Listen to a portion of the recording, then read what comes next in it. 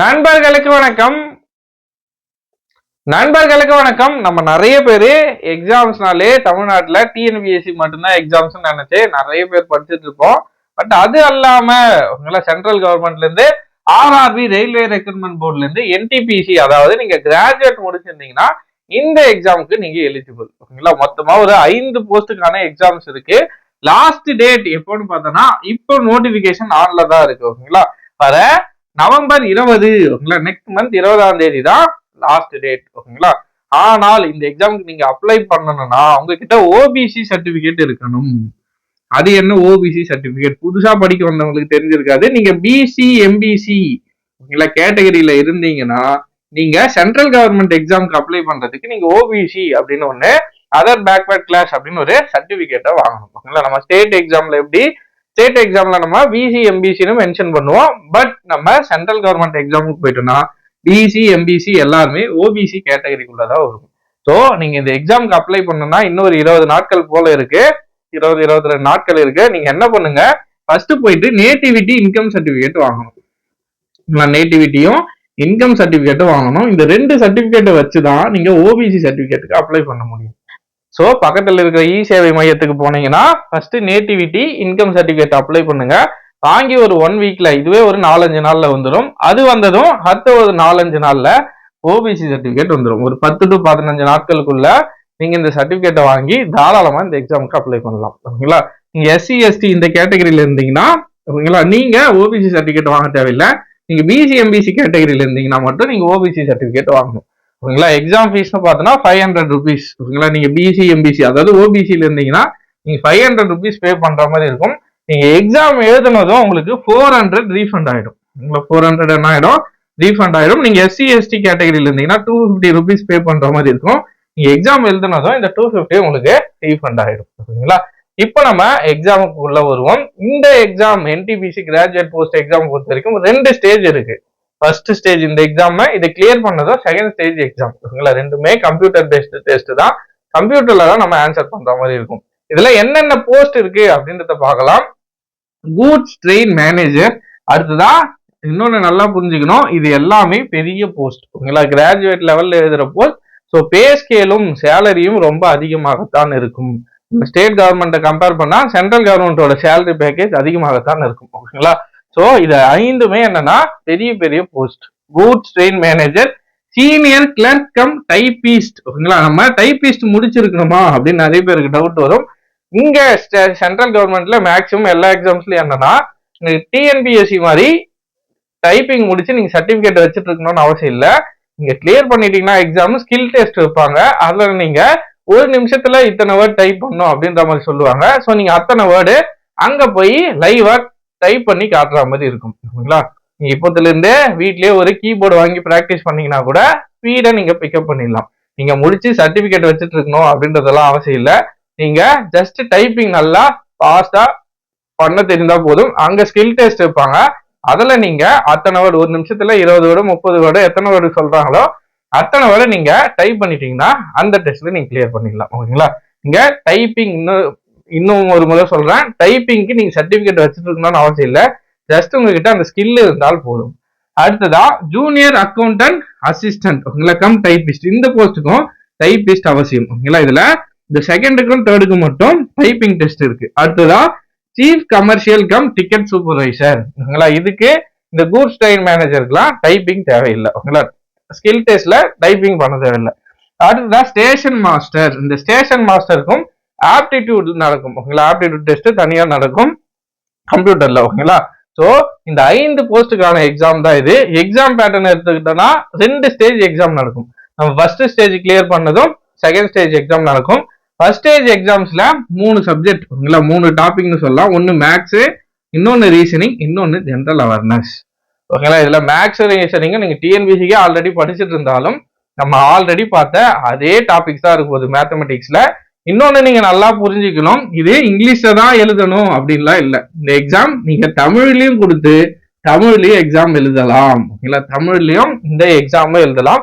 இங்கிலீஷ்ல மட்டும்தான் எழுதணும்னு இல்லை. ஓகேங்களா, மேக்ஸை பொறுத்த வரைக்கும் 30 கேள்விகள் இருக்கும். ஓகேங்களா, ரீசனிங் 30 கேள்விகள். நம்ம டிஎன்பிசியில என்ன பண்ணுவோம்னா மொத்தமே 25 கேள்விகள் இருக்கும்.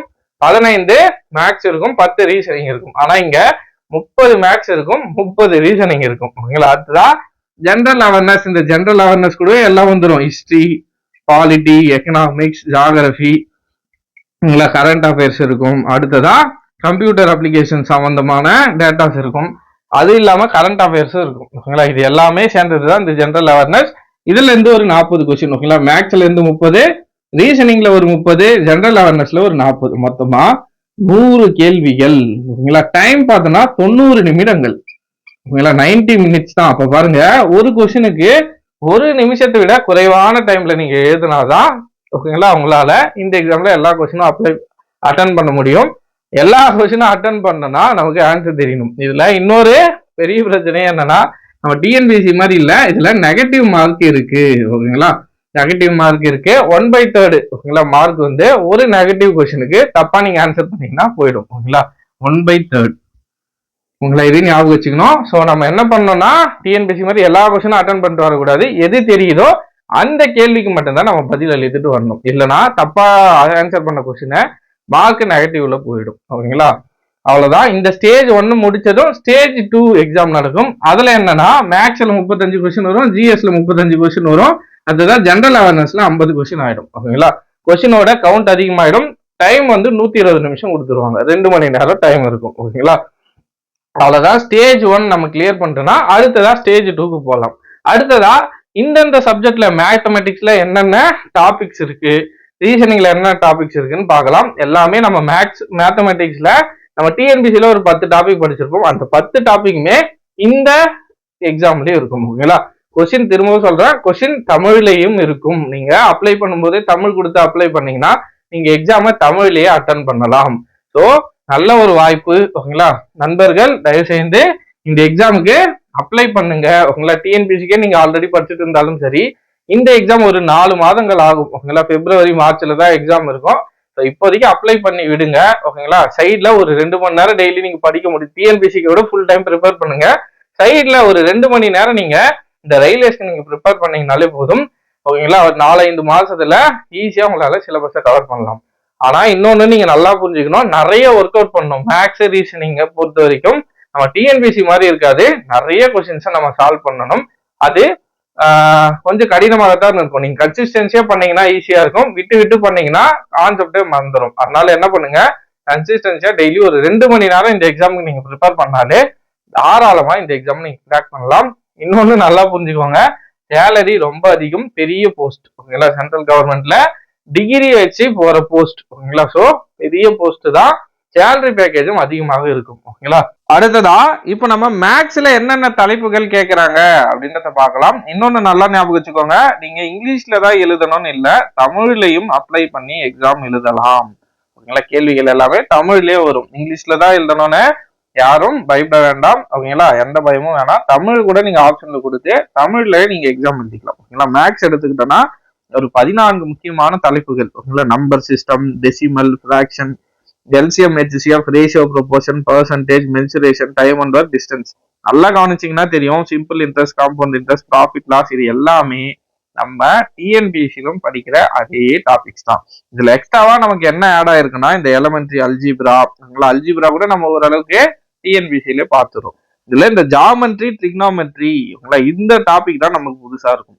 ஓகேங்களா? ட்ரிக்னாமெட்ரியும் ஜாமெண்ட்ரி மட்டும்தான் புதுசா இருக்கும். ஸ்டாட்டிஸ்டிக்ஸ் கூட நம்ம பாத்துக்கிறோம். ஓகேங்களா? சராசரி இதெல்லாம் கூட நம்ம டிஎன்பிசி எக்ஸாம்ஸ்ல கேட்டுறாங்க. நம்ம புதுசா மேக்ஸ்ல படிக்க போற தலைப்பு என்னன்னா இந்த ஜாமெண்ட்ரி அண்ட் ட்ரிக்னாமெட்ரி. ஓகேங்களா? இதை தவிர அடுத்ததா ஜெனரல் இன்டெலிஜென்ஸ் அண்ட் ரீசனிங் எடுத்துன்னா டிஎன்பிசில இருக்கிற அதே கிட்டத்தட்ட சேம் சிலபஸ் தான். அனலாகிஸ், கம்ப்ளீஷன் ஆஃப் நம்பர், ஓகேங்களா, விடுபட்ட என்ன, coding, decoding, mathematical operation, similarities and difference, relationship, analytical reasoning, syllogism, ஓகேங்களா, இது எல்லாமே Venn diagram, puzzle, data sufficiency, statement conclusion, statement, course of action, decision making, maps, interpretation of graph. ஓகேங்களா? இதுவுமே கிட்டத்தட்ட நம்ம டிஎன்பிசில படிக்கிற மாதிரியான ரீசனிங் தான் இருக்கும். ஆனால் நமக்கு என்னன்னா நிறைய பிராக்டிஸ் வேணும். ஓகேங்களா? இந்த எக்ஸாமுக்கு நம்ம அப்ளை பண்ணிட்டு நிறைய நீங்க பிராக்டிஸ் பண்ணீங்கன்னா தாராளமா இந்த எக்ஸாம் கிளியர் பண்ணிடலாம். ஓகேங்களா? அடுத்ததா ஜென்ரல் அவேர்னஸ் எடுத்துக்கிட்டோம்னா நிறைய இருக்கும், ஓகேங்களா, நிறைய இருக்கும். இந்த ஏரியால இருந்து தான் கொஸ்டின் வரும் அப்படின்னு நம்மளால கணிக்கவே முடியாத அளவுக்கு அங்கங்க இருந்து கேள்விகள் வரும், ஓகேங்களா. Current events, national and international importance, திடீர்னு ஒரு நாட்டோட கேபிட்டல் என்னன்னு கேட்கலாம், திடீர்னு ஒரு நாட்டோட கரன்சி என்ன, கரன்சியோட பேர் என்ன அப்படின்னு கூட கேட்கலாம், ஓகேங்களா. அடுத்ததா கேம்ஸ், ஸ்போர்ட்ஸ். கேம்ஸுக்கு நிறைய முக்கியத்துவம் கொடுப்பாங்க ரயில்வேஸை பொறுத்த வரைக்கும். எங்க எந்த ஸ்போர்ட்ஸ் நடந்தது, அங்க நடந்த ஸ்போர்ட்ஸ்ல யார் வின் பண்ணாங்க அப்படின்ற மாதிரிலாம் நிறைய கேள்விகள் இருக்கும், ஓகேங்களா. அடுத்ததா art and culture of India, ஓகேங்களா. எக்ஸாம்பிளுக்கு என்னன்னா அசாமோட ஒரு நடனம் இருக்கும், ஏதாச்சும் அசாம் மாநிலத்தோட நடனம் இருக்கும், அந்த நடனத்தை கொடுத்துட்டு இது எந்த மாநிலத்தோட நடனம் அப்படின்னு கேட்கலாம். அல்லது மியூசிக்கை கொடுத்துட்டு குஜராத்தோட மியூசிக்கை கொடுத்துட்டு இது எந்த மாநிலத்தோட மியூசிக், ஓகேங்களா, அப்படின்னு கூட கேள்விகள் வரலாம். அடுத்ததா இந்தியன் லிட்ரேச்சர், மானுமெண்ட்ஸ், ஓகேங்களா. அடுத்ததா ஜெனரல் சயின்ஸ் பாருங்க 10th லெவலுக்கு நம்ம படிச்சால் போகுதும், ஓகேங்களா. கிட்டத்தட்ட நம்ம டிஎன்பிசி சிலபஸ் தான் என்னன்னா நமக்கு கரண்ட் அஃபேர்ஸ்க்கு நிறைய இம்பார்ட்டன்ட் கொடுக்கணும். அடுத்ததா பிசிக்கல், சோசியல், எக்கனாமிக், ஜியாகிரபி, ஓகேங்களா. Indian polity, general scientific technological developments, ஓகேங்களா. ஸ்பேஸ், ஓகேங்களா. இஸ்ரோ சார்ந்தெல்லாம் நிறைய கேள்விகள் வரும், ஓகேங்களா. சந்திராயன் 1, சந்திராயன் 2, இந்த மாதிரி நம்ம சேட்டலைட் சார்ந்து நிறைய டேட்டாஸ் படிச்சு வச்சுக்கணும். அடுத்ததா UN and other important world organisation, அதோட ஹெட் யாரு அப்படின்ற மாதிரிலாம். இப்போ G8 நாடுகள் எது எது, அதுல இல்லாத நாடு எது, இப்படிலாம் கேட்கலாம். அதை விட முக்கியமா என்னன்னா இப்போ இந்தியாவில் இருக்கிற எல்லா மாநிலத்தோட கவர்னர் பேர்லாம் நம்ம தெரிஞ்சு வச்சுக்கணும், மாநிலத்தோட கேபிட்டல்லாம் தெரிஞ்சு வச்சுக்கணும், ஓகேங்களா. இதெல்லாம் கூட சிம்பிளா நிறைய கேள்விகள் கேட்டுருவாங்க. அடுத்ததான் என்விரான்மெண்டல் இஷ்யூஸ், அதுதான் basics of computer and computer application. இதெல்லாம் என்னன்னா ஒரு ப்ரீவியஸ் இயர் கொஸ்டின்ல என்ன கேட்டிருக்காங்கன்னா 2019 எக்ஸல், ஓகேங்களா, இந்த வருஷன்ல இருக்கிற எக்ஸல்ல எத்தனை காலம் வரைக்கும் அதிகபட்சமாக யூஸ் பண்ணிக்கலாம் அப்படின்ற மாதிரி கேட்டிருந்தாங்க. 295 நினைக்கிறேன். இந்த மாதிரியான கம்ப்யூட்டர் ரிலேட்டடான, ஓகேங்களா, ஏன்னா நீங்க வேலையே கம்ப்யூட்டர்ல தான் இருக்க போகுது, ஓகேங்களா. சிஸ்டம்ல தான் டைபிஸ்ட் வேலைக்கு போனா சிஸ்டம்ல தான் இருக்குங்களா, காலம் எத்தனை, ரோ எத்தனை, இந்த மாதிரி, ஓகேங்களா. நிறைய சோர்ஸ் புக் இருக்கு, அது என்னென்ன புக்கு அப்படின்றத, என்னென்ன புக் படிச்சா நம்ம ஈஸியா இந்த எக்ஸாமை கிராக் பண்ணலாம் அப்படின்றதையும் பார்க்கலாம். அடுத்ததா காமன் அப்ரிவேஷன், ஓகேங்களா. அப்ரிவேஷன் நிறைய கேட்பாங்க, ஓகேங்களா. இப்போ எக்ஸாம்பிளுக்கு எடுத்துக்கிட்டோம்னா ஏதாச்சும் ஒரு பப்ளிக் செக்டார் கம்பெனி இருக்குன்னா, என்எல்சி இருக்குன்னா அதோட அப்ரிவேஷன் என்ன, ஓகேங்களா, இது எது பொருந்தும் அப்படின்ற மாதிரி கேட்பாங்க. அடுத்ததா டிரான்ஸ்போர்ட் சிஸ்டம், முக்கியமா ரயில்வேஸ், ஓகேங்களா. நம்ம எழுத போறது ரயில்வே எக்ஸாம், ஸோ நிறைய ரயில்வே இருக்கும், ஓகேங்களா. அந்த இப்போ சதர்ன் ரீஜன் எடுத்துக்கிட்டோம்னா அதுல சென்னை இருக்கும், திருவனந்தபுரம் இருக்கும், இந்த மாதிரி முக்கியமான ஜோன் என்னென்ன அப்படின்றதெல்லாம் கேட்பாங்க. Famous personalities in the world, யாருக்காச்சும் இப்போ நோபல் பிரைஸ் கொடுத்துருக்கலாம், இந்த மாதிரியான விஷயங்களை கொடுப்பாங்க, ஓகேங்களா. அடுத்ததா கவர்மெண்ட் ப்ரோக்ராம்ஸ், அரசு கொண்டு வர திட்டங்கள், ஓகேங்களா. முக்கியமா சென்ட்ரல் கவர்மெண்டோட திட்டங்கள் தான் இடம்பெறும். அடுத்ததா flora and fauna of India, ஓகேங்களா. அடுத்ததா important government public sector organisation, current GK, இது எல்லாமே சேர்ந்ததுதான். இதுல இருந்து மொத்தமாவே 40 கேள்விகள் வரும், மொத்தமாவே 40 கேள்விகள் வரும். எந்தெந்த தலைப்புல இருந்து எத்தனை கேள்விகள் வருது அப்படின்றதையும் நம்ம பார்த்துடலாம். ஃபர்ஸ்ட் மேக்ஸ் எடுத்துக்கிட்டோம்னா நம்பர் சிஸ்டத்துல 3 to 4 கேள்விகள் வரலாம், சிம்பிளிபிகேஷன்ல 2 to 3, ஓகேங்களா. கண்டிப்பா இதுல 3 தான் வரும், 2 தான் வருங்களா சொல்ல முடியாது. திடீர்னு இதுல ஒரே கொஸ்டின் கேட்டு கூட இதுல 2 இருக்குங்களா, இதெல்லாம் 4 கொஸ்டின் கேட்கலாம், ஓகேங்களா. அது எப்படி வேணாலும் கொஸ்டின் பேட்டர்ன் இருக்கலாம், ஆனால் இந்த டாபிக்ல இருந்து கேள்விகள் கட்டாயம் இடம்பெறும்.